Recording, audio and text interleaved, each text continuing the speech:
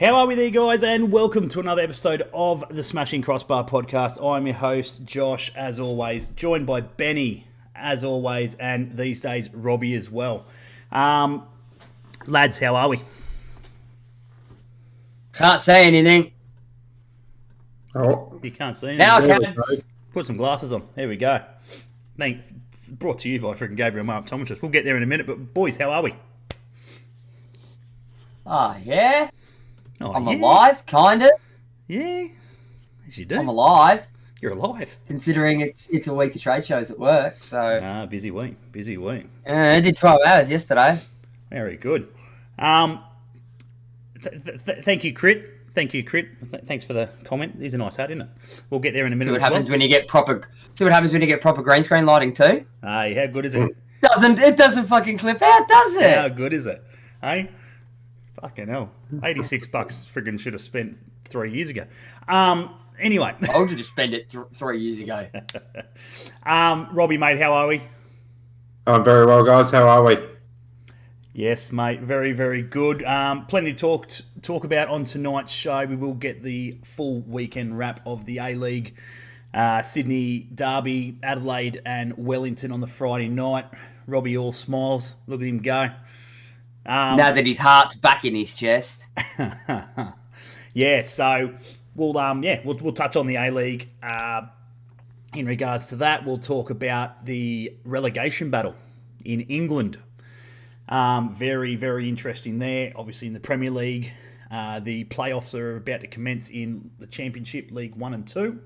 So, very exciting stuff in that world as well. And, everything else we may have missed or anything like that, feel free, let us know in the chat.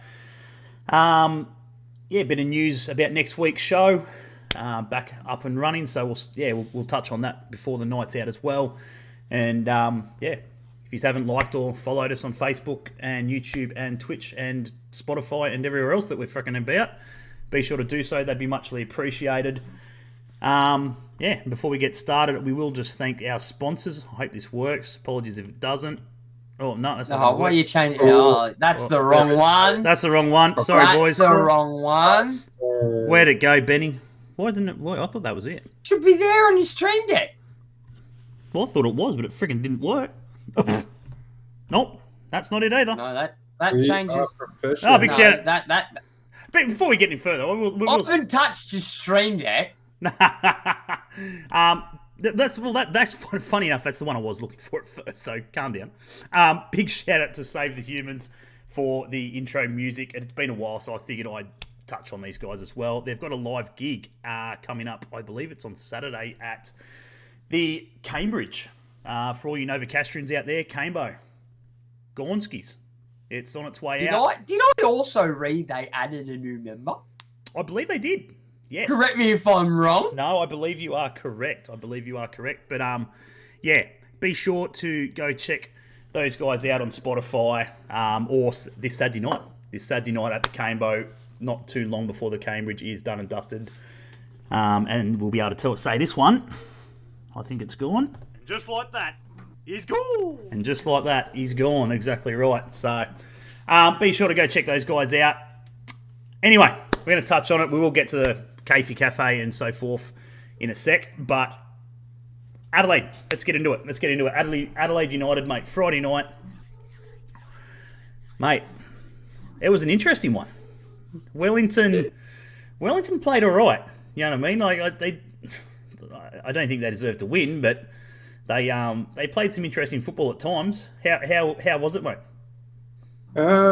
I said to you from the get-go, it wasn't going to be an easy game for us. And the fact that we recorded our fourth clean sheet for the season doesn't really show enough justice. Yeah. But Goodwin, what can we say? There's a reason why he is considered at the moment the best footballer in Australia. And I stand by that. Just showed his absolute class as always. 19th minute goal. And that run between him and Ibuzuki just is paramount as to why there were rumours going around about Ibuzuki being sold to Bayern. If it wasn't for the clear as day penalty, I'm pretty sure Goodwin would have been able to sort that one home as well. So overall, very impressive. Barnett had a really, really good game, which I'm quite happy with. And I've got to give full props to the crowd as well. I was a little bit worried after the Central Coast game the week prior. The crowd wasn't really in it, and that's me being brutally honest. No one seemed to want to get involved, and after those first two goals, the crowd just died in the arse. So full props to everyone getting involved, and I know some people boycotted. I know that's definitely up to them and their prerogative to do so. But it's one of those things where if the boys are at home, I'm going to support them. Will I go over to Sydney if we make the grand final? Absolutely not. Ouch. Well, yeah. You heard it here first, Townsend. Yeah, there you go. Let's be honest. It's a big cost. It's a big cost for everyone to get over there. You're talking, as you said. When Robbie stated this before, just as simple as getting to Melbourne. You know what I mean? It's not as simple as it used to be, and as cheap as it used to be, and with the economy and everything else. So you're looking at nearly $1,000 to have a good time. The perfect example was the two welcome back games for the Socceroos. All right, for me to fly over to Melbourne from Adelaide, yes, it was a weekday, but for me to fly over, flights, accommodation was going to cost me about $500. Yep. I'm happy to shell that out for my team. Right, for the same experience to fly over to Sydney, it was going to be almost $300 more. Now that's without buying, anything else, trying to get out of the airport, trying to get to Sydney itself, and then, paying $18 for a fucking latte over there. I would rather, spend that money in my own hometown to support my local economy. If, my team was the team that was supposed to be hosting that grand final. Perfect example of that is Western United and the women's. You have a look at how much support they got out there. Yeah. Saying that, though, as well, you could have come to Melbourne, spent half that on a latte, and it would have been fucking 3 times as good. Absolutely. What do you think? I lived there for 9 years.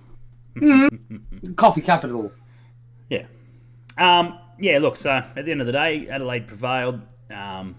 Craig Goodwin, once again, proves why he's at the top of his game right now. Should we just rename it all? Craig Goodwin United? You can't do that, mate, because it's discrimination. I'm sure someone will have a whinge about it. And, you can't. What, against the other 22 that are passengers? If you can't call Coon Cheese, you can't call Craig Goodwin friggin' shit like that. I'll look at it this way. Gauchi was really solid in his defending. That basically he saved our asses with that goal line save he did. Yeah. And genuinely, it was a team effort for the game. For once, I actually wasn't petrified of our defence. Normally, I'm shit scared of them. Because as soon as any form of ball goes near our centre-backs, I'm just like, oh, fuck, here we go. There's a goal getting scored against us. But overall, I was pleasantly surprised. We held our composure and, how we go this week, I'm not sure, but we'll see at the end of the day. But we'll obviously touch on that after we go on to the next game, which is probably a bit more juicier. Well, like I've said to you before in previous weeks, I know that your feelings are with your defence and stuff like that. And knowing the sort of goalkeeper that Gauchi is developing into, again, I'm part of the Gauchi train. I won't disagree that. But, and I've said it to Josh a million times in relation to the Jets as well, a goalkeeper is only as good as the defenders that are standing in front of him. If you're worried about your defence and then you throw a half-decent backline in front of Gauchi, fuck, mate, he's going to skyrocket.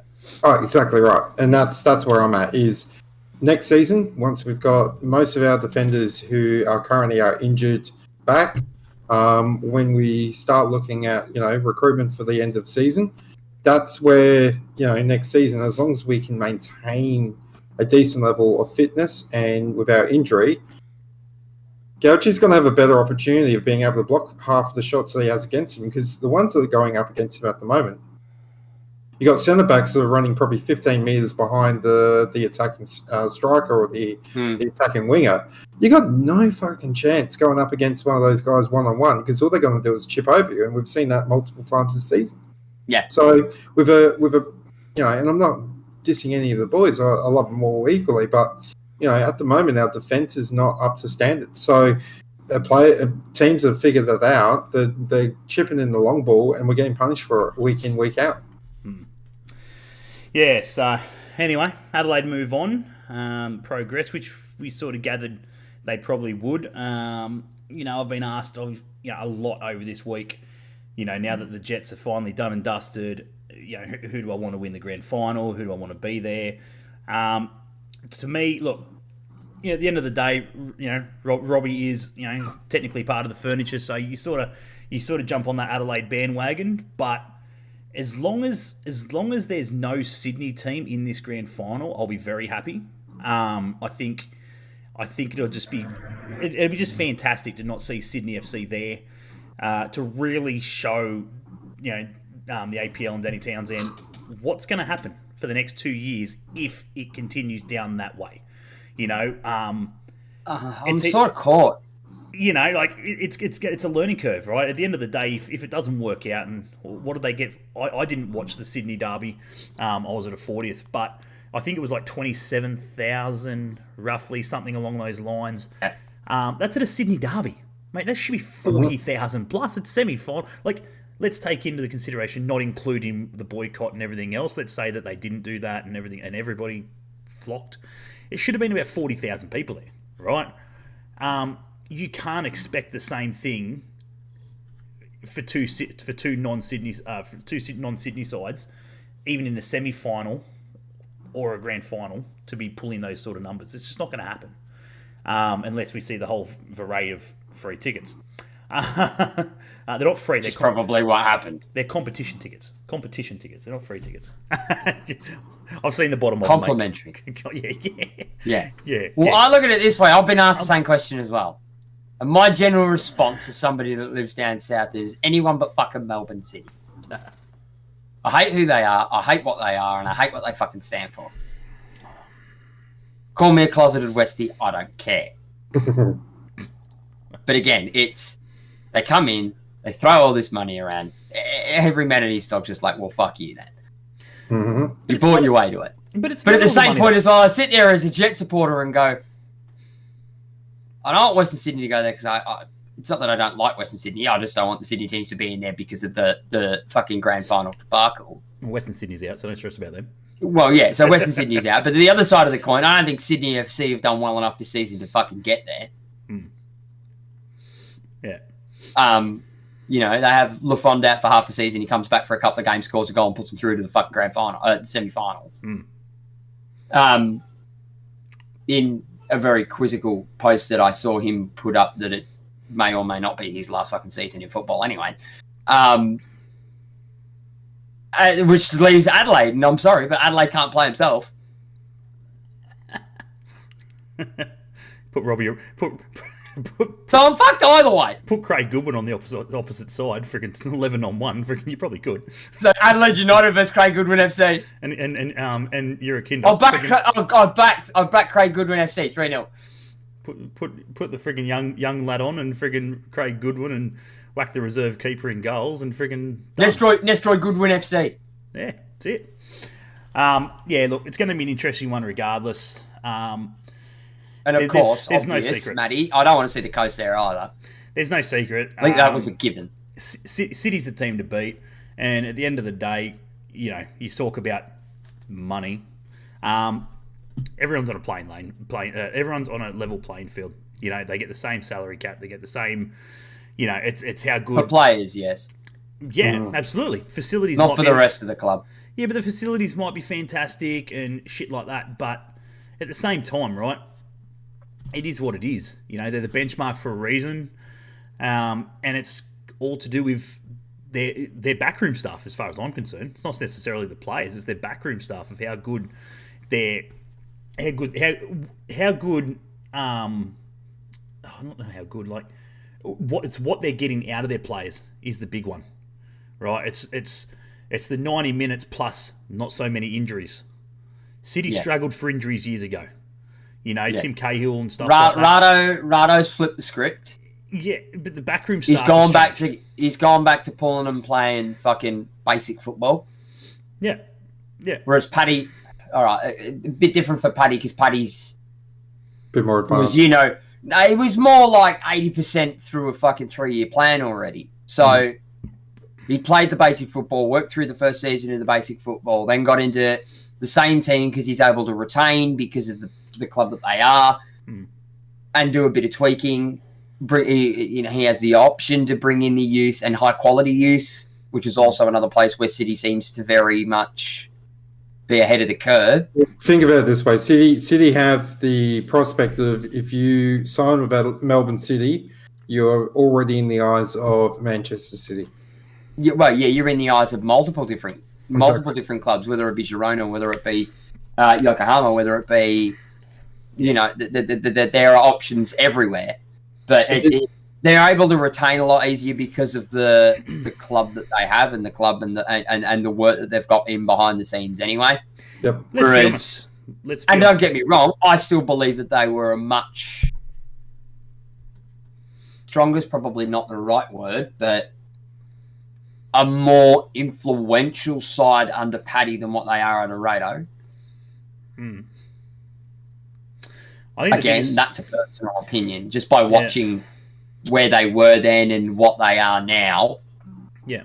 The biggest one for me is very simple. If you're a young footballer up and coming, like your Connor Metcalf, you want to be at City, right? Your Connor Metcalfs and stuff like that. Where's your chance coming to get over Europe? It's pretty straightforward, right? It's where you need to be. It's where you're going to get noticed a hell of a lot easier. Because at the end of the day, it's a simple video. It's a simple text message. Yeah. It's a simple City. So unless basic. You're a world beater. And you look at the guys that are currently playing for City, who in the youth sort of setup, and the younger guys and that who are getting noticed now, and going overseas and getting the contracts and stuff like that. It's a no-brainer. It's where you want to be. The structure's there, the setup's there. Yes, they're getting piggybacked, of course, but at the end of the day, any other A-League club could be picked up by any other professional football team. City took the chance, and it's reaping rewards. So, I do have one funny thing to tell you as well. So, a lot of people would have seen the BN notification last week about Irangunda signing for a Lion. German giant. Mm. So because we only deal in facts, don't we, lads? Yeah. We showed that to Irankunda after the game. And he laughed.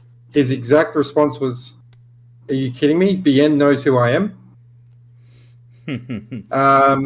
And to which his other response was, "Well, that's the first I've fucking heard about it."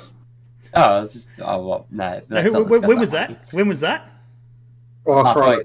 Was that? You talking about friggin' bloody Jite as his new manager? Is that what you're talking about? Yeah, I did have a chuckle over that. Yeah, so we've heard nothing about this. By the looks of it, what it may be, and this is no longer fact, this is me dealing in potentials.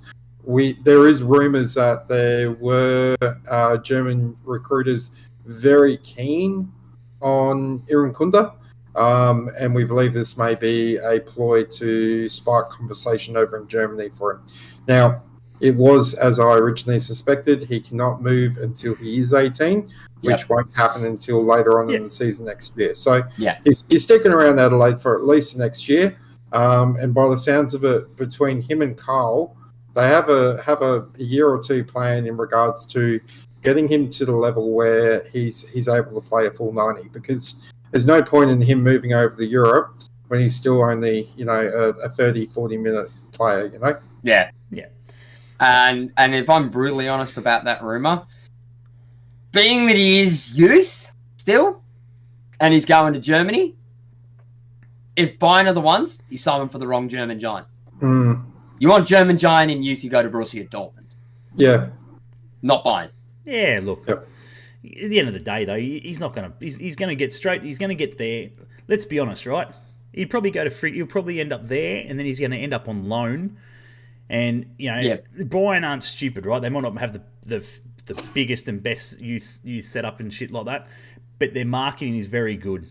And if you've got a group of friggin' Aussies currently playing in Germany at the second division, you got to be thinking that friggin' he's going to go straight to Bayern. He's going to end up out on loan, straight down to St. Pauli, where he's going to be around Aussie teammates, who, and again, will get his game time and everything else and shit like that. But again, it is what it is. Let's say it's done deal, right? Because there's been so much shit about it, fake news, real news, whatever it is. He'll stay there for 12 months. He'll then go to Germany, and he probably won't put on the only Bayern shirt he's going to put on is the fucking one that he gets shown him, saying that he signed for the club for probably a fair bit, being the age he is. He's not a superstar. Let's be honest. In Australian terms, yeah, but he's not a, I don't know, a fucking a Ronaldo or a freaking Lewandowski and shit at 16, 17, where he can just walk straight into the first team. Happy days. Thanks for coming. Yeah, he's going to need a lot of help. He's going to need a lot of work. And if Calvert's the one saying that he's like. His engagement and his freaking what's the word? I suppose his attitude. His attitude is not 100%. You know what I mean? He's very cocky, very fuck it, I'll just do it myself sort of thing. It'll be interesting to see how it plans out. But again, as you said, Robbie, it's not an issue for now. Let's just concentrate. No. Your concentration right now is friggin' making the grand final. Most likely beating City. 4-seed grand final. If that's how the crosses work, I don't know who has to play them. Because if we beat Central Coast, then we move in the grand final, and we'd be playing Melbourne City at their home in Sydney. At their home in Sydney, yeah. Anyway, we're going to move off that. I'm not going to dive too much into the Western Sydney game. Again, I wasn't 100%. I didn't see really any of it. But at the end of the day, to Sydney FC for being total piss pots and fucking ejecting Ninkovic out of the dressing sheds for coming in there to frigging congratulate his own teammates just because Corica's got a pea in his bonnet. You're a bunch of grubs. Still has a bee in his bonnet. Yeah, that's what I mean. Like, you still got the bee in the bonnet. You got ejected. If anyone didn't see it, Ninkovic. Oh no, I saw it. It's posted everywhere. Very, he's European. It is a very common thing for for the Europeans to sort of go in and congratulate the other team, especially if it's a past club and stuff like that. And as long as but you look at all the other Sydney FC players that were around that he was shaking hands with and stuff, they were fine. Yeah, of course. Of course. And the looks on their faces when the fucking row happened, they were genuinely on camera because Corica's not a fuckwit. Yeah. They were genuinely shocked. Yeah. Yeah, they had the look on their faces to say, what the fuck is this? Yeah. So they were shocked by it. Anyway, but yeah, so it is what it is, I suppose. There's not much we can do about it, but congratulations to Sydney FC. At the end of the day, they got the job done. They got it's as simple as that. Corica's a twat. He's a twat, yeah, exactly. What frustrated me with this game, overall it was a great game. I think Beef had a really, really good job as the centre referee. To be honest with you, I think Beef is probably the best one for that job because he's probably got the most composure and player management. And even that still wasn't able to help the shitfest that was at the end between both benches. I mean, you get Marco Rudan and Steve Corica basically on the sideline next to each other. Yep. And it's like the South Park episode once said, it's always between a giant douche and a turd sandwich. Yeah, that's always going to be there. Overall, the game was, as Simon Hill would say, a game of two halves. Western Sydney Wanderers had, and I mean absolutely had, Sydney FC pulled over, pants down, Reyes spanked him in that second half. Yeah. And for some unknown reason, Western Sydney Wanderers just fell asleep. Yeah. And unfortunately, Sydney FC showed again their ability to be able to make teams be punished for falling asleep on them. So, you got Mark, who's, I don't like Sydney FC. I'm the first to admit it. But Mac has been an outstanding player for them this season. And I think he's honestly one of the best players in the league at the moment. Week in, week out, no matter what position they've always been at, he's always proved himself why he's there. And most of all, that, he's one to look out for in the future. Yeah. And LaFondra just doing LaFondra things in the 80th minute just shows again, that's why LaFondra is still there and Ninkovic isn't. Yeah. I think the biggest thing is coming into the game, obviously, between Sydney FC and City, this is the final thing I'll say on it, is if anyone's going to beat City, it's going to be not Sydney FC, it's going to be Corica. His final percentage is next level. He tops the percentage. I've seen that. It's like 57% or something about it wins in finals games. Try 85%. He's only lost one. He's lost one finals series match in his career, and that was to Melbourne City in the final. So he pretty much holds, I think I had to do something, 7 finals games, 6 wins, 2 championships. 1 loss. Which is funny, you think about it this way, halfway through the season, we were wondering when Corica was going to get sacked. Now he's playing finals. Yeah. Still wonder it. But this is the thing, right? This is where he shines, right? Because that's his coaching career. His playing career was the exact same. Sydney were always there, and he was the head of it. He was taking charge. So this is his game. The final series is where he shines. And if anyone's going to beat Melbourne City, it's going to be Sydney FC under Corica. He tops the likes of your Ernie Merricks, your Ange Postecoglou's, your Kevin Muskets. I think Ian Ferguson was in there as well. Gary Van Egmont, John Aloisi. No, Matt, we play Victory. Yeah, and Ricky Herbert. So that's pretty much the top list there. So yeah. Anyway, evening, Chad. Anyway, guys, welcome everybody. Welcome, Chatty. We're going to move on from the A-League a little bit. Before we go any further, I just want to quick congratulations to all the Novocastrians out there who are not aware. There is a local coach, Newcastle born and bred, Adamstown Jr. Absolute friggin' banging to see the Newcastle boys getting recognised over in England. He led his team to a promotion from League 2 up to League 1 this morning with Northampton. With Northampton, yeah. So, John Brady, congratulations, mate. Absolute banging effort for a Novocastrian to obviously get his chance in England, which pretty much is where he sort of played his whole career. and so forth. And yeah, friggin', I think there's a young Aussie. I think Yangi's there. Yangi's younger brother's there. So yeah, he was on the bench. He was on the bench this morning. So big ups to the Novocastrians. A good for good things. You know what I mean?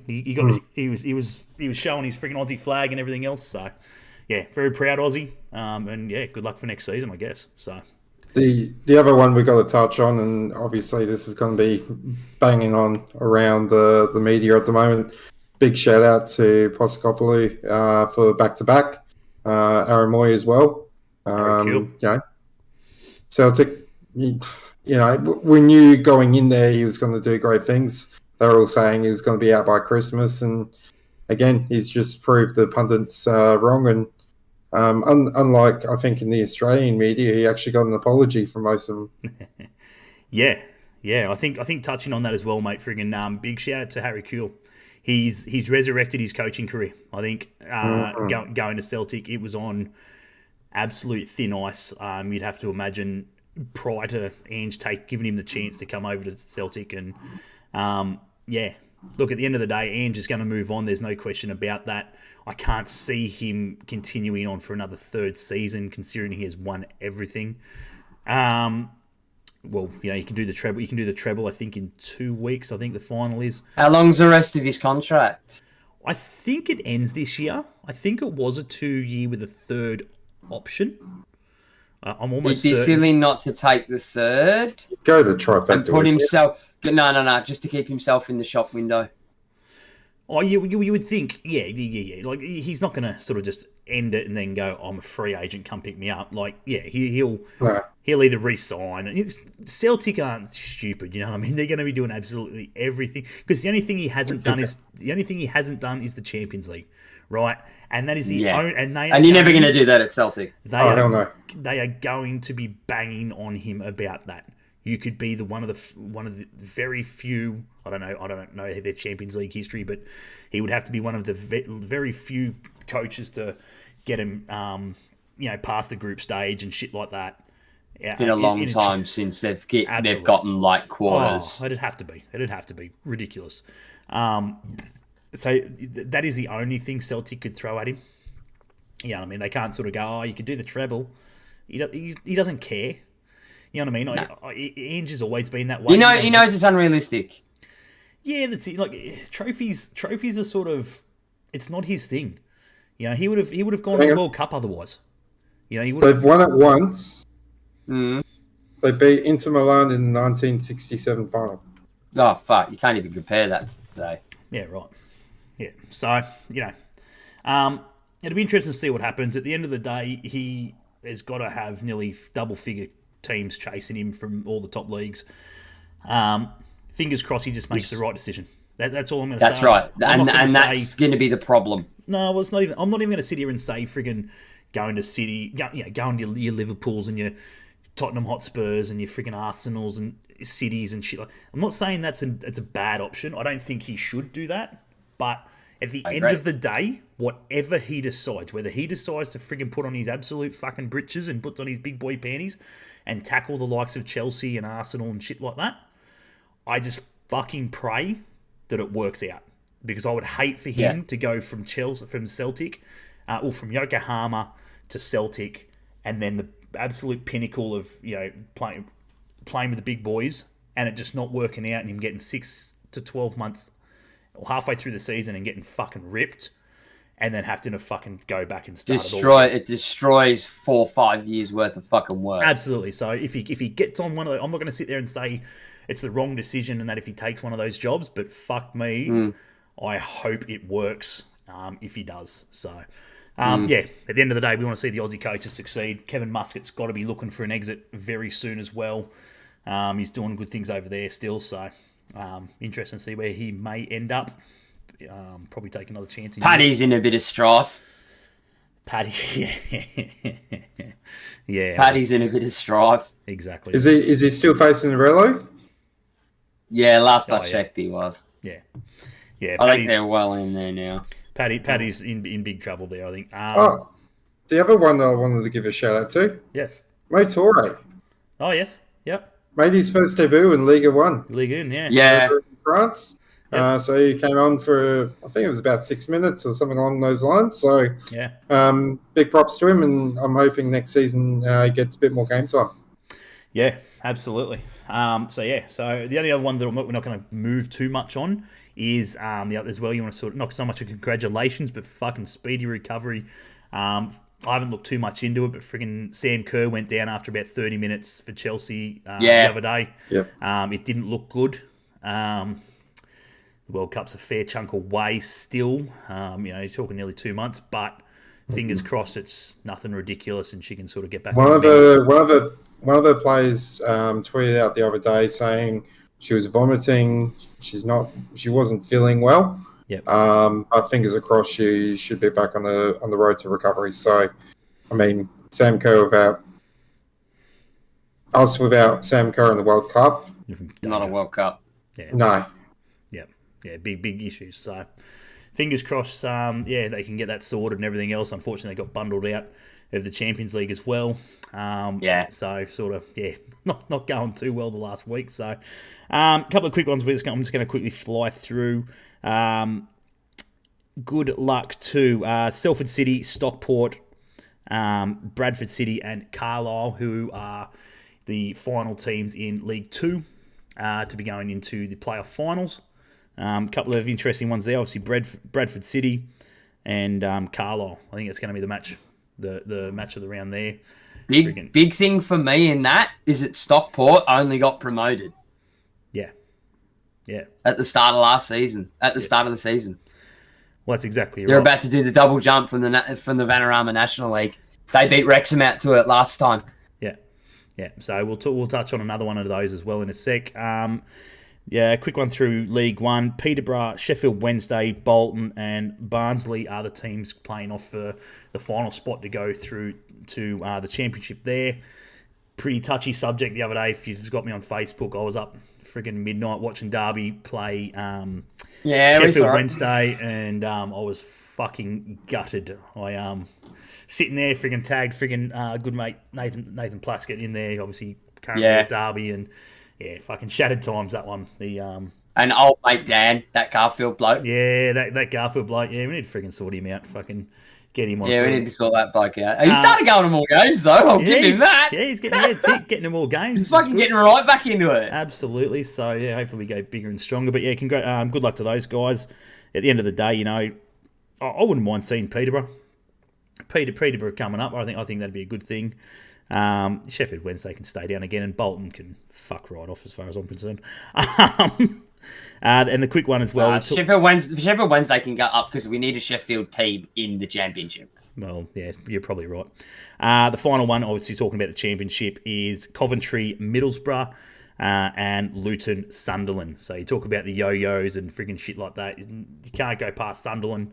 Sunderland till I die, friggin' from the Premier League to the Championship to League One to League One to League One to the Championship, and now friggin' obviously again they've done the same thing. Big yo-yo team there. So, Sunderland again come up start of this fucking season. They've absolutely destroyed Coventry. Similar sort of story. This is their second year in the fucking championship, and now they're in the playoffs. Luton fucking absolute obscurity. Yeah, nuts. Same thing. Come up, I think, the same time as Coventry. Don't quote me on it. Been in there 2 seasons, and they're smashing all the fucking regulars out the mix. Yeah. Mm-hmm. Yeah. Middlesbrough is the only one that was sort of, how you going? And even still, you go back 8-9 weeks ago, Middlesbrough was still sitting in like fucking 10th.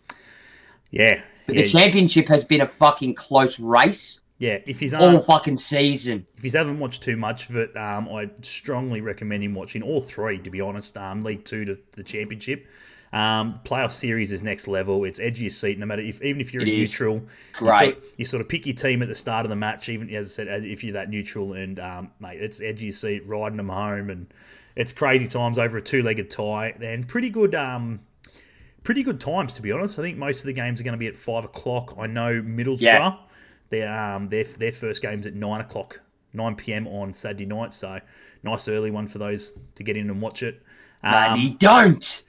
Big shout out to, friggin' Riley McGree. We're talking about Aussies, Riley McGree, playing for Middlesbrough, getting the chance to promote him up to the Premier League. And friggin' other than that, we're going to move on from that. But I think the only team probably who would probably be excited not to probably go up at the moment would be Sunderland. Because I don't think the friggin' old derby between Sunderland and Newcastle will be the fucking same derby for a long time anymore. So Yeah. it's not a friggin' derby unless you're a friggin' Sunderland tragic. So yeah, fuck. That's like us in Villa and us in obscurity. Good luck to that. Don't know how that one would work, but yeah. Anyway, we're going to quickly move on from that. Has anyone else got anything in the chat that we may have missed? That's the other quick one before... In the chat, before Benno friggin' jumps out of his seat to friggin' say something. Yeah, so if you haven't liked us on Facebook, as I said, be sure to do that. I'm in chat. you twat. If you haven't liked us on Facebook and all that sort of stuff, be sure to do so. We do appreciate it. Yes, Benno, what do you need, mate? I have some great news. Yes. 2 bits of great news, actually. 2 bits of great news. Ooh. First of all, Birmingham City. Considering we're talking about the championship, 17th place. You know what? I'll fucking take it because 53 points is our best points total in the past fucking 7 years. So I'll have it. Second of all, Robbie's pulling his hands across his face. We got the fantastic news last night. We've been fucking born! What? Australian Trophy Asia are gone! There is hope! What's the news? We got bought. There you go, Benno. Birmingham, Australian Trophy Asia are solid. Congratulations, About mate. time. Don't know numbers or anything like that. Apparently, it is a American hedge fund headed by a bloke called Tom Bowley. American hedge fund sort of fucking deal. He was at the game last night. Apparently was rolling around to all the pubs and putting on fucking tabs for all the supporters at various fucking pubs. By all reports in the media and from what I've got from ears on the ground, it is very, very, very, very positive. Very good. And not positive as in a hold my breath way, as Robbie's just said. Yep. Actual fucking positive. It's not like when Trillion Trophy come in and they're just like, oh, they've got the money from Asia and that was all that we had. Yep. They've already come out and put in a statement of intent and basically went, this is what's happening. This is what we want to do. This is what we're fucking changing because it needs to change because it's garbage. No, Ben. So, no, I will say Ben. one thing to you, Ben. Yeah. Chelsea. Yeah. No, that's fine. When you deal with Americans purchasing your club, you didn't have to deal with stupid shit like them going, we should get the best players of the football and put them together in a tournament. And then we go, yeah, we've got that, mate. It's called the fucking World Cup. Really? I've never seen it before. But you just purchased Chelsea. Well, you say that, and then you look at Fenway. Don't. Then you look at Fenway, who own Liverpool. Yeah, we won't. We're not going into that. Don't bring me into your fucking bloody shit show. Fucking easy. There's both sides of the coin now. The only reason I'm so excited of it is because anything has to be fucking better than the shit that we've endured for the past 6 years under Trillion Trophy. Hang on. Anything. I'm sorry. Carson Young's reign, who was as crooked as they fucking come, at least A, had us in the EPL, and B, we won fucking silverware. Hang on. Did you say 6 years? Trillion Trophy? Yeah, 6 years. 5 years? 6 years? Hey, Luke, if you got 5 seconds, can you find out exactly the time that friggin' Martin Lee took over the Jets? Because if it's around the same time, we might get new owners this year. What do you mean? No. There is hope. Trillion Trophy's been in charge of Birmingham longer than before Martin Lee was. In charge of 6 the years. Jets. 6 years. Yeah. How long have Trillion Trophy had Birmingham? The consortium's been in charge for nearly 3 seasons. Martin Lee had them for 2. There's 5. Yeah. At least. Mate, it might be the Birmingham friggin' year. Sports Holdings. We might find might get a new sponsor. New owners. And Benny Jurgensen, he's talking about Birmingham, not fucking you. And we don't need Western United. Sorry, hang on. 8, 9, 10. 8, 9, 10, 11, 12. What? No. 10 years. Well, 11 Can't years. be. 11 years. 12 No, okay. So, okay. Take full control October 2009. So it's been like 13 years. Fuck, ages. Yeah, right. That's not going to happen. It's been a long fucking 13 years. Jesus Christ. All right, all the Jets fans, sit down. We're not getting new owners. Cove have just released a statement. Oh, yeah? Okay, This here we is go. breaking. Yeah, this is tonight. Oh, breaking news. Yeah. So, confirmation that the framework will be... Hang on. What's that? Okay.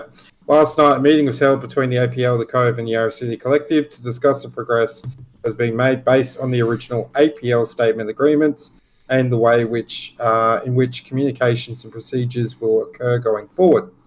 After a long, in-depth discussion, the APL and the Cove have agreed to a number of items.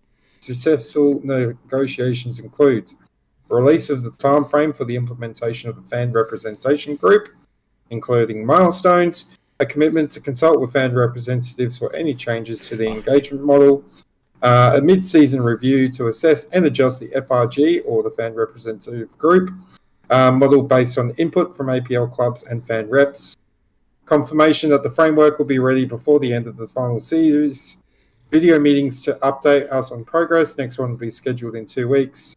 A confirmation that new independent chair will be announced before the end of 2023.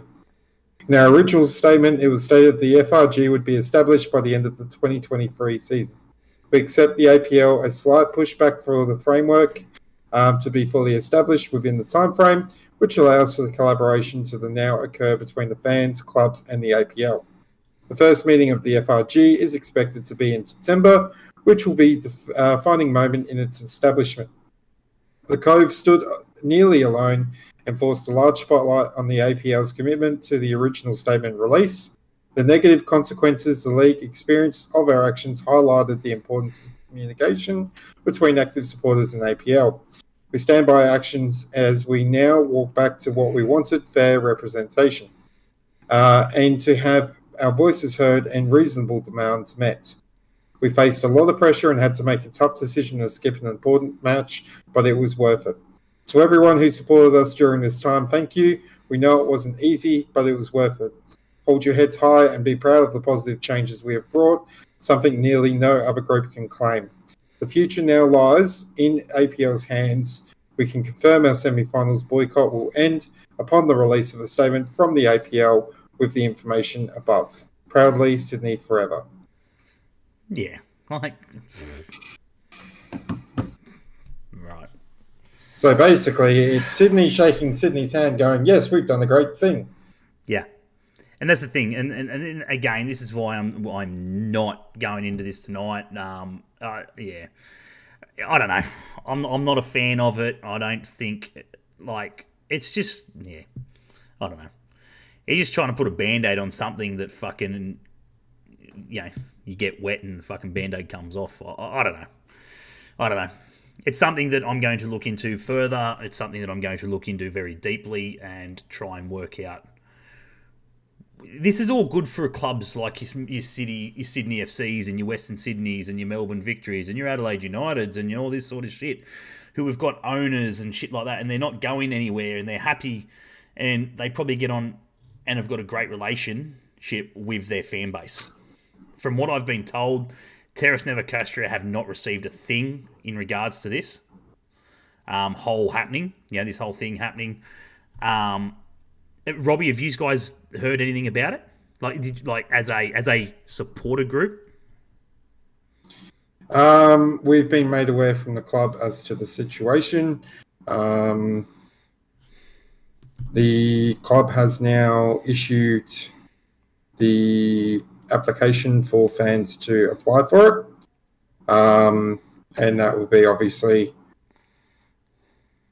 from what I'm aware, we will be meeting with the club. The club and us will be then discussing stuff with APL and such. But who they'll have, I'm not sure. Oh, man. Are you reading? Are you thinking what I'm thinking, B1? Are you thinking what I'm thinking, Ben? Are you taking out of that what I just said before Robbie said that? Exactly what I said to you on the phone as I was driving home. Yeah, you saw somewhat in regards to that. But in saying that, somewhat in regards to that. I refuse to air my opinions, thoughts, and anything in relation to this matter as I state my intention to officially apply. Yeah. So at the end of the day, we're not going into it. We're not having a bar of it. At the end of the day, the only thing I can state out of that is hopefully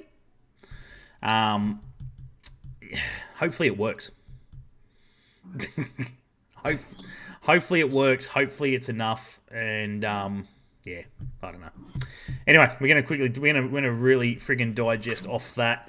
The other thing I was going to quickly touch on was we're talking about friggin' promotion relegation. The English Premier League, it doesn't get much friggin' tighter at the moment in the Prem. Especially for the likes of Nottingham Forest, Everton, Leicester, Leeds, and Southampton, who, well, not Southampton, they're already relegated, but Nottingham Forest, big struggles. Chelsea, Arsenal, and Crystal Palace to round out the season. Very tough ask for those. Chelsea finally got a win, so that's all I'm going to say. No, that's all right. I'm going to get beat by Forest then. Nah, look, Forest is going to struggle to get some points there. 3 points, a draw maybe at friggin' Palace. They're going to have to play their best football with, unfortunately, 3 games to go to try and get out of that. I believe they're currently safe at the moment, sitting on 34. No, they're not. They're sitting on 32 points. 33 are they? Sorry, there you go. 33 points.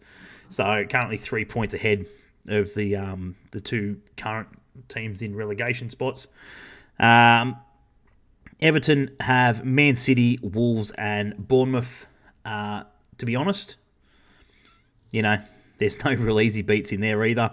Wolves are playing pretty average football at the moment, so they might scrape something out of that if they're lucky. Bournemouth are playing some pretty good football at the moment, so they'll be struggling to beat those boys in City. So Everton could go down. Leicester have Liverpool, Newcastle, and the Hammers. Fucking Christ. They're in fucking trouble. Let's be honest. They could probably get a point or something out of Liverpool. We fucking struggle against bottom teams, so fucking probably do them a favour there. I'll do them a favour and maybe put fucking bloody Souther on the field instead of fucking sitting him on the bench. That might fucking help as well, because tall timber is probably a good thing in the final 3 games. That's so tough. Leeds have Newcastle, West Ham, and Tottenham. Good luck with that.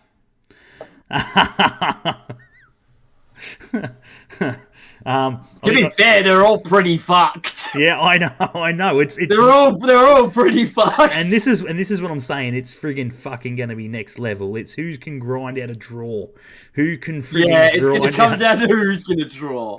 How many draws can they get out of that? Friggin'. I mean, you look at the previous history. Yeah.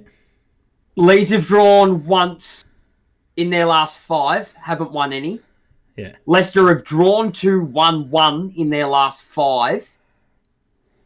Everton have drawn 2-1-1, but they're inconsistent. Nottingham Forest have won 2, lost 3 in their last 5. Yeah. Look, it's going to be struggle street. It's going to be, I think, Leeds fucked. Unless they fucking pull a miracle. Well, if anyone can do it, the boys in charge. Based on form and looking into it and looking at the statistics around it, Leeds have to pull off a fucking miracle. But your battle, I think, is going to be between Everton and Leicester for that last spot. It's going to be between Everton and Leicester over that last spot, and Everton's got the advantage of being 2 points ahead. I think Leicester. I think City. I think Leeds got beat by City 2-1 the other day. I think they played City. I think they played City. They did. Yeah. So, the cogs are already turning. The cogs, the fucking mold, the mold could be starting to pour. There could be a statue at fucking Ellen Road. I'm telling you, friggin', it could be on its way. Still reckon their biggest fuck up was getting rid of Marcelo Bielsa. Yes. Yeah, I think they should have. They should have stuck with him. Can we just talk about friggin' the best fucking post of the week? And that'd be friggin' Jamie Redknapp, friggin' wondering why his phone's fucked, and everyone else is getting phone calls to come out of retirement of coaching, and fucking his hasn't rung yet. He did state that he's not up with technology and shit like that. But if anyone could friggin' call his wife or something like that. Jamie or Harry? Sorry, Harry Redknapp. Fuck Jamie Redknapp. I was about to say. Harry Redknapp, sorry. So apparently his phone's fucked and it mustn't be working. So if someone can call his wife and give him a gig, he'd be happy to take it. He's a relegation god as well. Absolutely. Fuck me, we gambled and won. Yeah, he wouldn't want another bite at the trophy. So anyway. He's like fucking all the others, mate. He's like Sam Allardyce. Fucking, he loves a good relegation fucking scrap. Absolutely. Anyway, we're going to friggin' slowly wrap it up. There is one more topic which we haven't brought up tonight, and I'm surely Robbie's seen it. But it's an interesting one. It's a good one. I think it's a great one. I think it's probably the best news I heard this morning, fresh out of today, from Football Australia. So we're going to quickly touch on that in a sec. The other bit of news we do have is Terrace Nova Castria.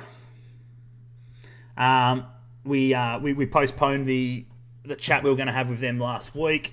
They weren't ready. They were having a meeting and so forth, and they wanted to have that before coming on and so forth, just to make sure that they had all the answers to give you guys. Because at the end of the day, we want to get as many questions from you guys as we possibly can. Your thoughts on the season, your thoughts as fans, what you guys want to see in 2023-24 season, and everything in between. So those boys will be on, or at least one of the guys will be on next week, Monday night, 8:30. Post will go out tonight at 10 p.m. So be sure to... So half an hour. So be sure to share the absolute shit out of it. Post it everywhere. Post it to your friends and friggin' Christnote and whoever else. We want as many Jets fans in here to virtually get your thoughts on. At least it now for everybody to share if you want. Should do it now. So we'll scratch that. It was going to go at 10 o'clock. We'll get it out now. So we will touch on it again quickly before we finish up. But be sure to get onto it, share it around, like it, send it to your mates, send it to whoever who's not on Facebook, whatever. We want everyone in there. We want it to get your thoughts. So get your questions in, jot them down, get them ready for next week. Robbie will be here as well, so it's a good thing to sort of have that sort of person who is in a supporter group to sort of help out. Done. There you go. Benno's released it, but it'd be good for Robbie to be here just to sort of, help. Not help. As I said, Robbie, not help in regards to what's happening and how they can help the supporter group progress. But I also want to be able to put a bit of a perspective in there, because a lot of people, and even we have it with the Red Army, a lot of people can easily take pot shots. Yeah. All right.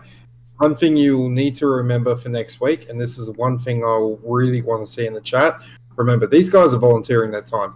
Not getting paid by the club, not getting paid themselves. They're doing it for the love of the club. So try and keep that in mind when you are asking the questions. Yeah. It's quite easy to throw shards. I would always recommend that unless you've walked a mile in someone's shoes, take a step back and go, well, hang on, where have I been in this? So I can guarantee it's going to be an interesting interview.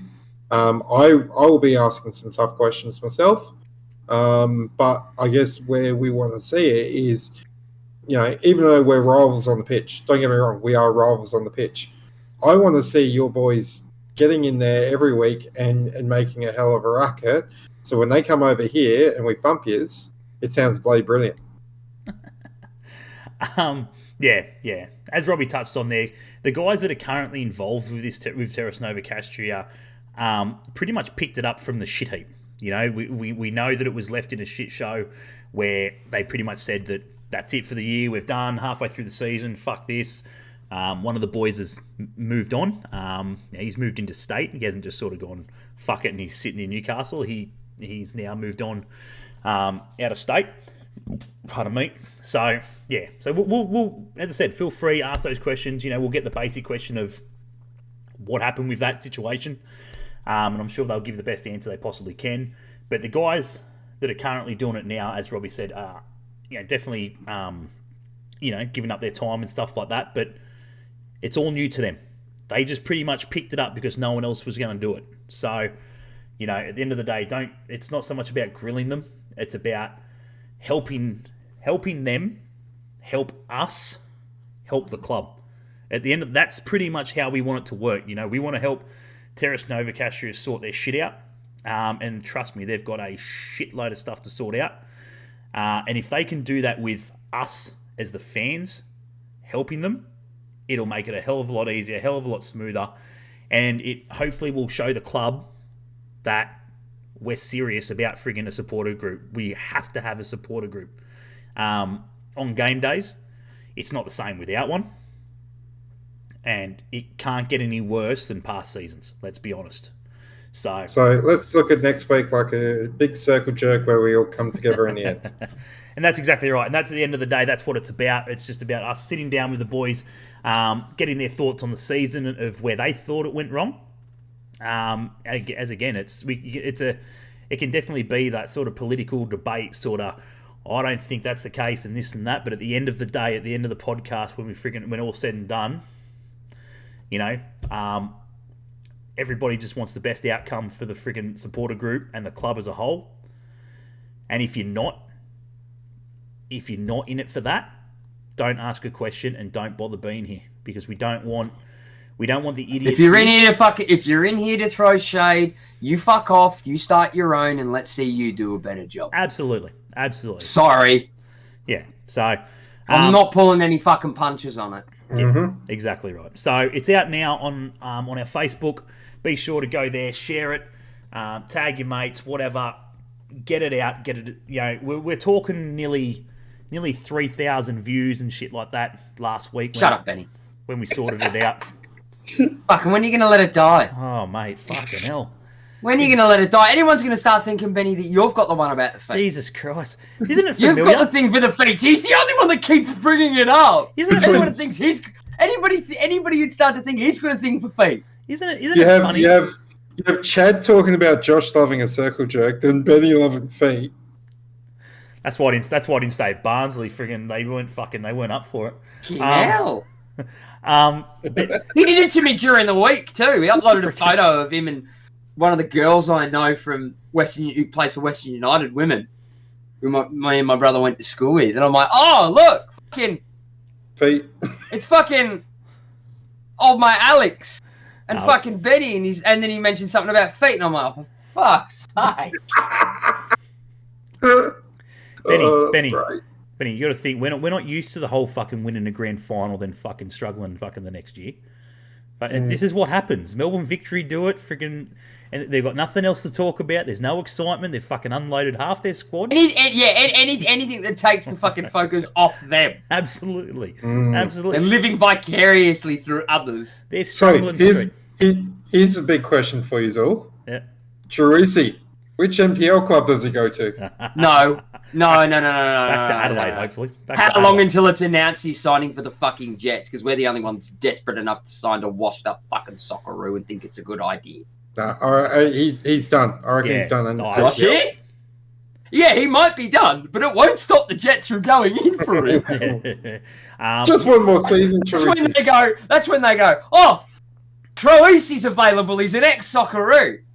Tell me I'm fucking wrong, Josh. Yeah. We'll have Kilkenny as well. Fucking 37. We'd be the only ones fucking dumb enough. 37 years of age. We'll take Kilkenny under his wing as well. And we'll be the only ones dumb enough. And you also pick up Trap. Yeah, probably. So yeah. Anyway. Well, who? Trash. Yeah. It's okay, Benny, as well. Just relax. Just relax. You know, I know you're upset. I know it's been hard the last week, saying your goodbyes to friggin' Ryan Scott.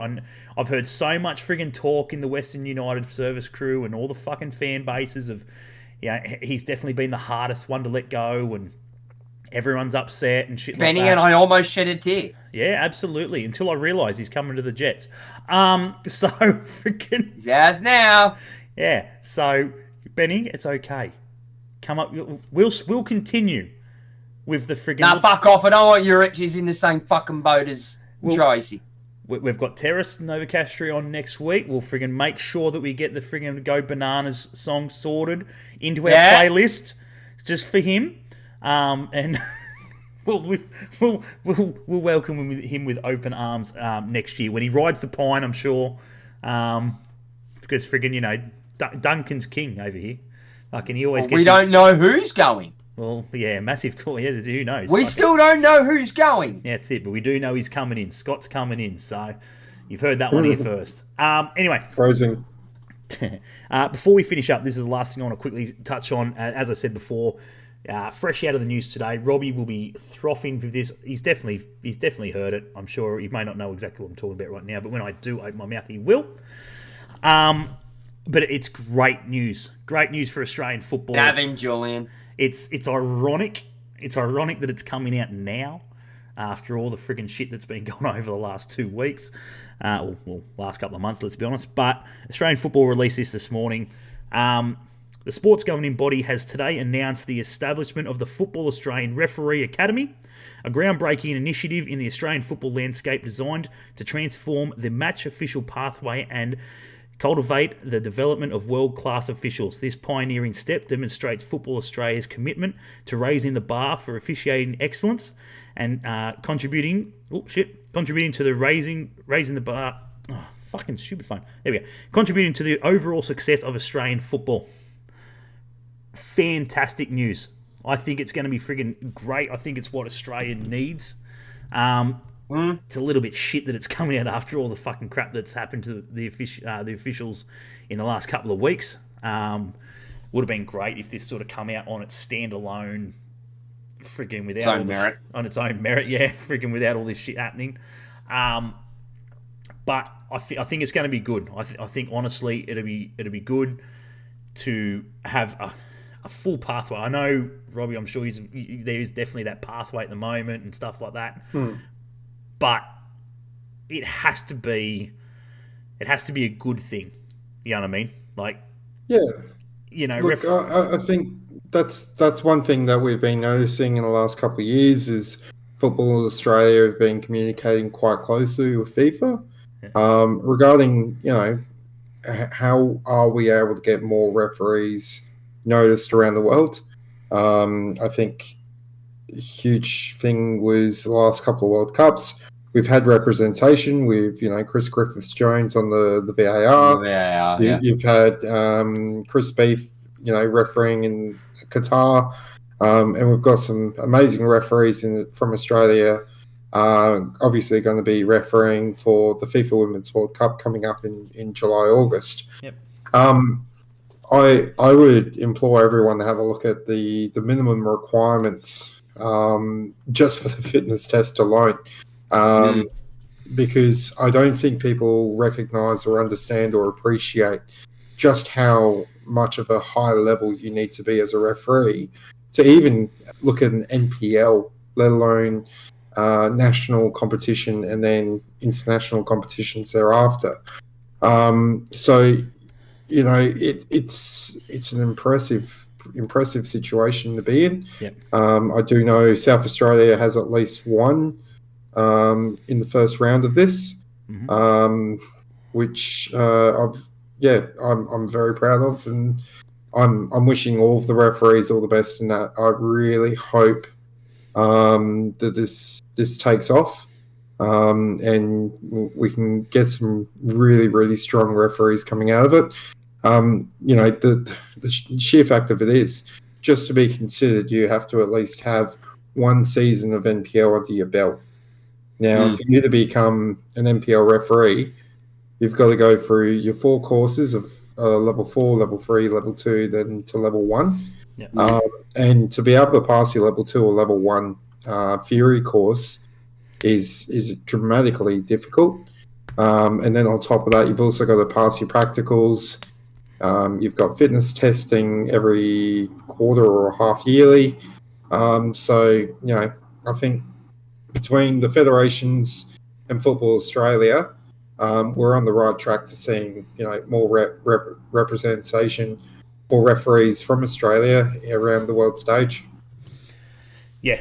Yep. No, absolutely. Look, at the end of the day, I think it's a great thing. The referees are going to get the young referees and stuff like that. Are going to get the not the help, but the training they need, and hopefully it improves.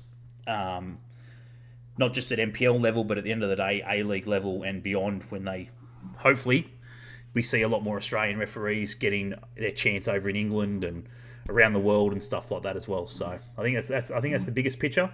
Is not what's going to happen now, not what's going to happen, say, in the next 5 years, but hopefully, let's say in the next decade sometime, that this really takes off and we see the guys that are going in there now at 18, 19, by the time they're sort of hitting the 30 mark.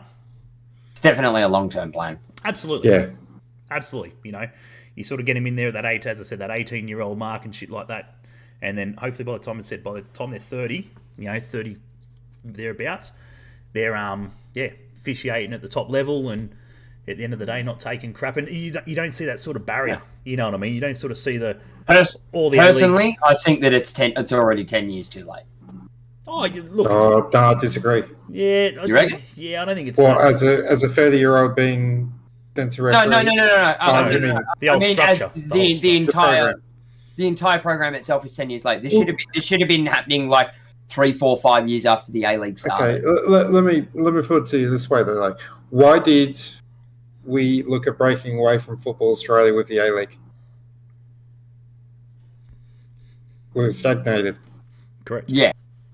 So if you don't have the drive and the ambition to promote and improve and increase a national sport and a pedigree sport, why are you going to invest that much money into referees alone? Okay, so you're telling me that the reason that this has come about is because the league has stagnated and they can't think of anything else to do but to try this. No, but what I'm saying is when the APL took over, right, they were still trying to consider who was going to take control over the referees. Was it Football Australia or was it going to be APL? Correct. Oh, okay, yeah. If you remember, there were protests and there were actually strikes from referees around the time when APL took over, because we still didn't know whether we were getting contracts. We didn't know who was going to be where, what, when, why. Yeah. All right. So if you think about it this way, APL have been in what, 2.5 years?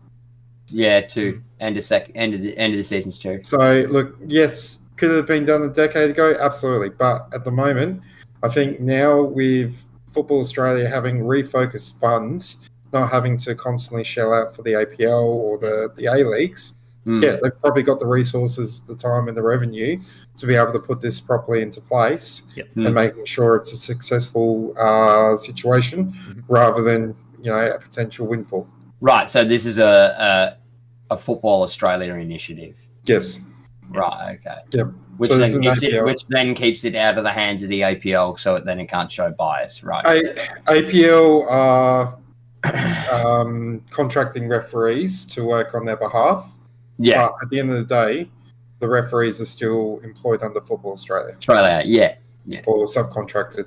Yeah. It just means that the way that the referees are distributed towards the leagues, I don't believe the APL should have a hand in that. No, absolutely not.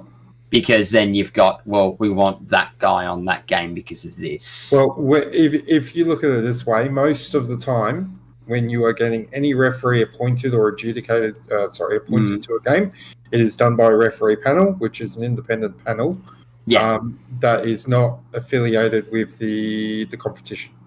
Yeah. Or they're affiliated, but they're not employed by the competition, if that makes sense. Yeah, they've got no bearing on the overall decision-making process. Yeah, so at the end of the day, it'll be a good thing.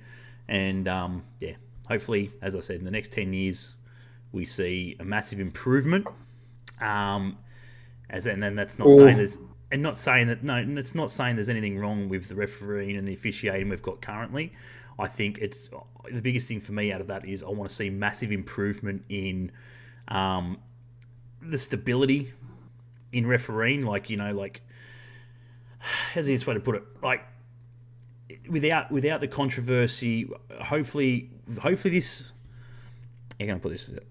Hopefully, with the structure and obviously the way that this academy is going to go about, it helps referees. Mentally, I think is a big one. You know what I mean? Like I can sit there and say that again. I've refereed at a basic shit level, but at the end of the day, there's nothing worse than you sitting on that pitch, looking out and knowing that fucking parents are there, officials are there. You can only look at shit that's happened past. You know what I mean? If I'm an 18-year-old kid and I'm sitting there going, I was going to referee, and I was looking into it, and I might friggin' look at doing it next season. And then you witness what's happened to referees in the past, especially in the last couple of weeks and shit like that. Fuck that. I ain't going anywhere near that shit.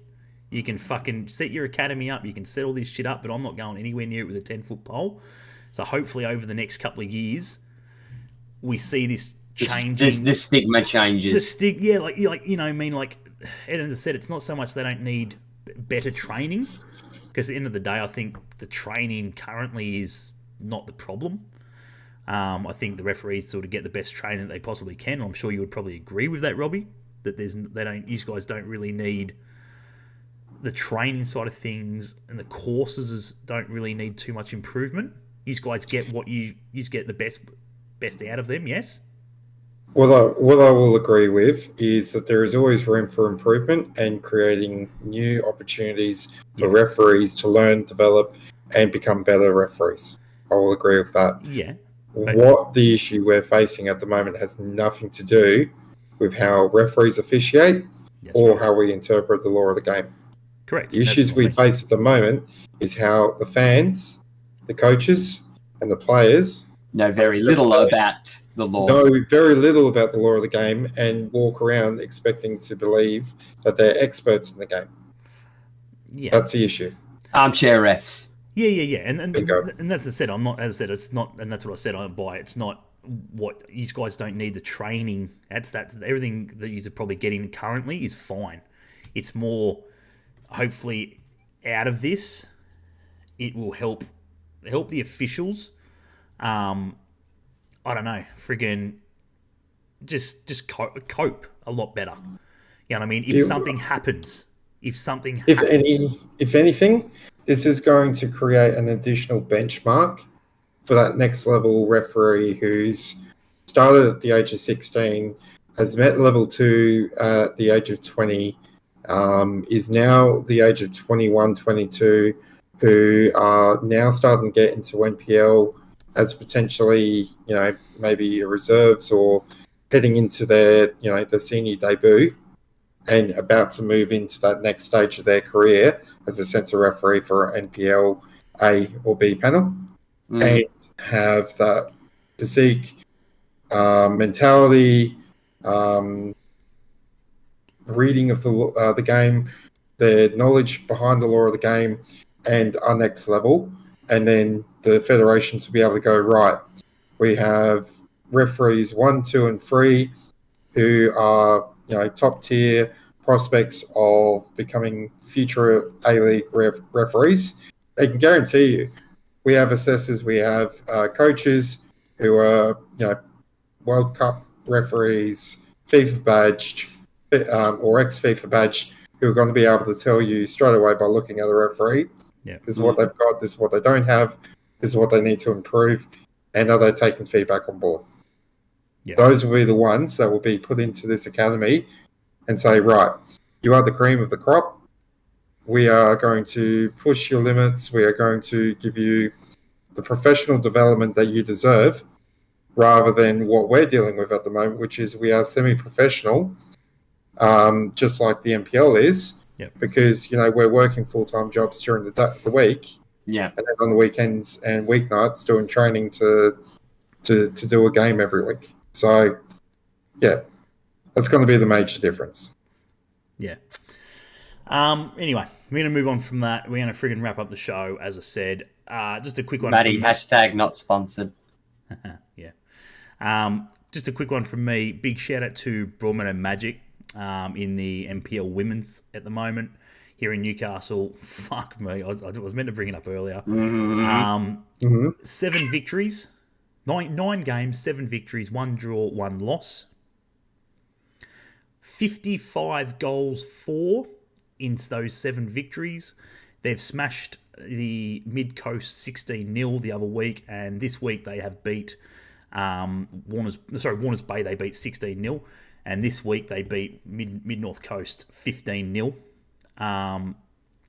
Fucking just next level, which is sad to see, considering Warners Bay were a juggernaut side a couple of years ago. Cass Davis and that were there. She's now moved to New Lambton.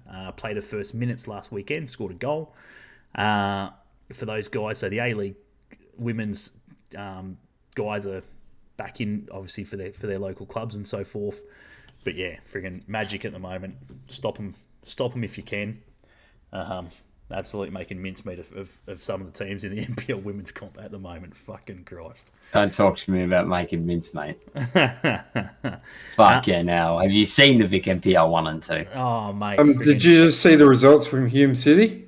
No. Yes. They've just advanced to the next round of the Australia Cup, thumping their opponents 8-0. Oh, friggin' Avondale beat someone 17-0 the other week. Speaking of Avondale... Well, put it this way. Avondale lost 3-0 to South Melbourne. I was about to say, they have both won, drew, and lost the same amount of games.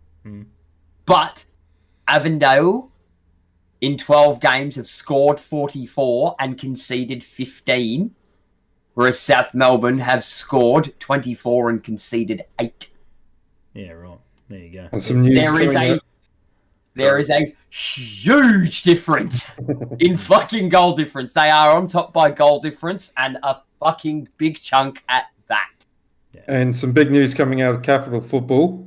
Olympic FC have beaten Belconnen United 2-0 for the Australia Cup. The Australia Cup. Yep. Australia Cup's heating up. There's plenty going on at the moment. Plenty of shocks already. Plenty of shocks. Yeah, we got some games coming on tomorrow as well, which should be exciting.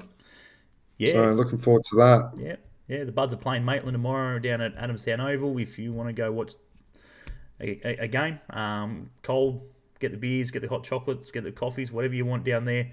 At the end of the day, friggin' football's the winner. So be sure to go down there and watch the game. Australian Cup getting heated up in all competitions as we get down to the pointy end. Won't be too long before we see the finals, or the FFA, the Australian Cup playoff between the A-League sides there. Newcastle Jets, Melbourne Victory, and whoever else was down there. Can't remember who the fuck. Western United and... who else finished down there? Western Sydney? No, Western Sydney were in the finals. Who else was down there? Melbourne Victory, Newcastle Jets, Western United, Brisbane. Brisbane's the other one. So plenty of shit heating up there as well. Anyway, we're going to leave it there. As we mentioned before, guys, we will be having Terrace Nova Castria on next week's show, Monday night, 8:30. Be sure to tune in. Be sure to share the shit out of it. Like it. Start dropping comments. Drop comments. Get your notebooks and friggin' your pads of paper or your phone, whatever, ready. Jot all your questions down you've got for them. As we said, we're not here to criticise. We're not here to friggin' say that they've done a shit job or anything like that. They absolutely struggled. And unfortunately, it's been a struggle streak for the last couple of seasons. They don't need reminding of it. I'm pretty sure they're well aware. Friggin' at the end of the day, we were very frustrated with them personally because obviously we planned it to go ahead and they unfortunately friggin' pulled out at the last minute. But at the end of the day, we move on from it. We're going to get them on next week. Obviously, fingers crossed, no dramas there or no emergency things that put that in the way.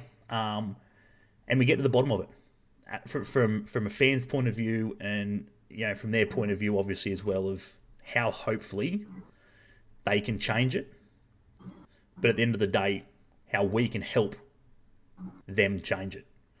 Because without us helping them, it's just going to sit exactly where it has been for the last couple of years, where there's 30-odd people in the bay, people are whinging and bitching, saying friggin' you can't hear them, and friggin' it's a daycare. This is shit, and all this criticism and shit like that. If you're criticising, you're not there. And if you've got time to criticise, you got time to volunteer. You've got time to get the fuck in the bay. So, and there's no age limit. There's no. You can see the friggin' youngsters are there. They're keen. They're itching to friggin' help and get the boys home. They need leaders who know how to lead to follow. They need the seniority. They need the friggin' guys, the over 18s. They need not the idiots. They need the friggin' the passionate fans who, again, we're talking all ages, 60, 70. Fuck. I remember back in the day when friggin', I was well and truly heavily involved with it, and we had blokes there with their dads and shit like that, in the bay, and friggin' jumping and carrying on and loving life. There's been mums, we want everybody in there, male, female, whatever your beliefs. Let's not friggin', I'm not going to sit here and play the whole male-female card exactly. The main thing you want is not just a bay for the Jets, but an inclusive bay. That's the best way I can describe it. Absolutely. Everyone needs to get their questions in. Everyone needs to get their point across. That's what the platform. That's what this platform is for, is to get your thoughts on it and get your questions answered, and for these guys to openly come out and state the clear and obvious. So we're happy to do that. Yeah, and the clear and obvious one is we need help, right?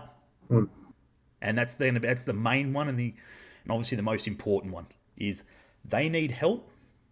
As I said, they're giving up their time to friggin' do as much as they possibly can.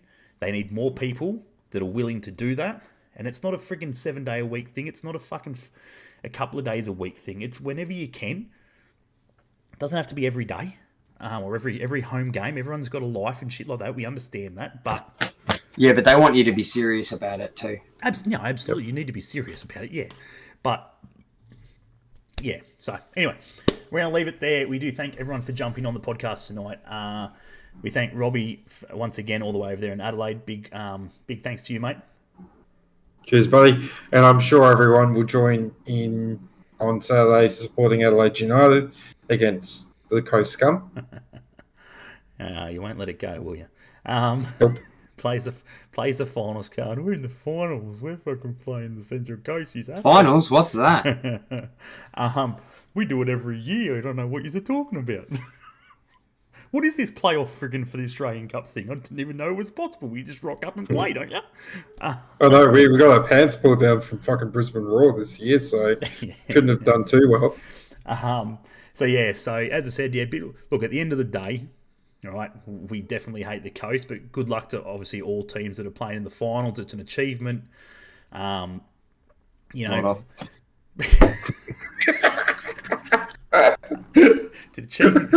an achievement for the ones that sort of know they're going to be there at the end of the year in the contention, all right? Thank you for clarifying. We're looking at you, Sydney FC.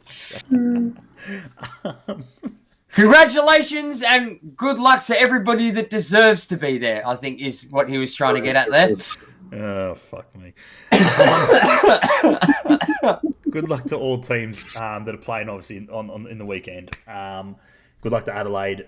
Hopefully they can do the number for our friggin' rivals, Central Coast. And then, 2 weeks later. Again, I'm not going into that because that's a different fucking kettle of fish of why the fuck we've got a week off before the grand final. But anyway. For the A-League All-Stars game, that was meant to happen. The way to Kent's. The what game? Reducted.